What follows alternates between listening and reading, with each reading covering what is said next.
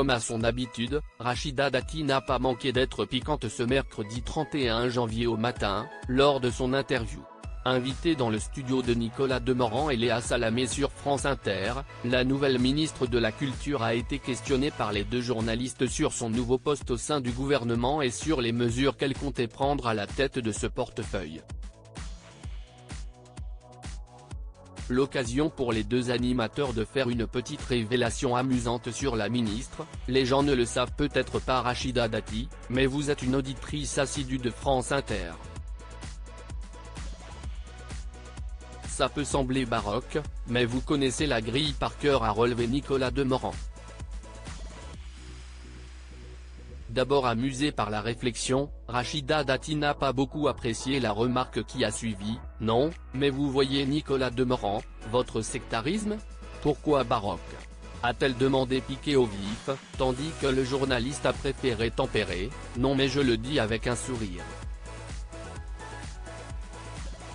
Mais si est-il absolument pas du sectarisme. Ne souhaitant pas faire l'objet d'une moquerie, Rachida Dati a préféré reprendre en main le sujet. Pourquoi si est-il surprenant ? Qu'est-ce ce qui vous surprend ? Ma vie s'est construite, je vous l'avais dit. Par l'audiovisuel public, la radio, on n'avait pas la télévision, a-t-elle raconté, avant de devenir à son tour moqueuse, mais contre Léa Salamé. J'adore France Inter, je vais vous dire pourquoi, parce que si est une des rares radios où les animateurs ne sont pas les stars de la grille. Si est le programme qui est star de la grille, a-t-elle expliqué avant de jeter un œil à la journaliste et d'ajouter, non sans une certaine ironie, oui je sais, Léa Salamé, vous êtes une star, oui d'accord. Une moquerie un peu gratuite qui a interloqué la journaliste. Ah ben non, justement, vous avez tout à fait raison. Je suis très contente que vous disiez ça, a pointé celle qui est également animatrice de Quelle époque. La preuve encore que quel que soit son statut, face à Rachida Dati, on est rarement épargné par ses punchlines.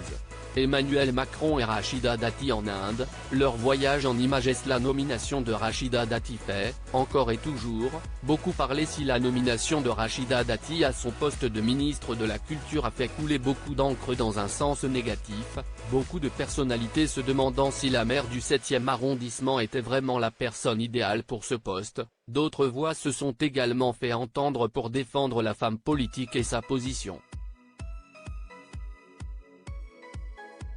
Du côté de la majorité, tout d'abord où elle a pu compter sur le soutien d'un de ses collègues au gouvernement. Mais aussi au sein de l'opposition, où certains, pourtant à l'inverse de ses idées politiques, apprécient son franc-parler et son indépendance au sein de cet échiquier politique.